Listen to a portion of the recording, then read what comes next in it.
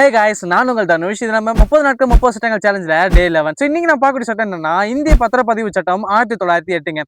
நம்ம கஷ்டப்பட்டு வீடு, லேண்டு அந்த மாதிரி சொத்துக்களை வாங்குவோங்க. ஸோ அந்த சொத்துக்கள் வந்துட்டு நமக்கு முழுசா சொந்தமாகணும் அப்படின்னா இந்த பத்திரப்பதிவு முறை வந்து ரொம்ப ரொம்ப அவசியம். சும்மா காசை கொடுத்துட்டு பேப்பர்ல எழுதி வாங்கினா மட்டும் அந்த சொத்து நமக்கு சொந்தம் ஆயிடாதுங்க.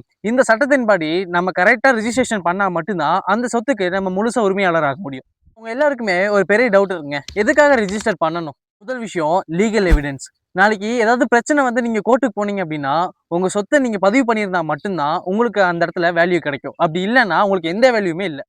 ரெண்டாவது விஷயம், ஃப்ராட் ப்ரிவென்ஷனுங்க. ஒருத்தர் ஒரே லேண்டை 4 பேத்துக்கு வித்துறக்கூடாது அப்படின்றதுக்காக தான் இந்த பதிவு முறை. நீங்க ஒரு டைம் பதிவு பண்ணிட்டீங்க அப்படின்னா இது வந்து கவர்மெண்ட் ரெக்கார்டில் ஏறிடும். மூன்றாவது விஷயம், பப்ளிக் நோட்டீஸுங்க.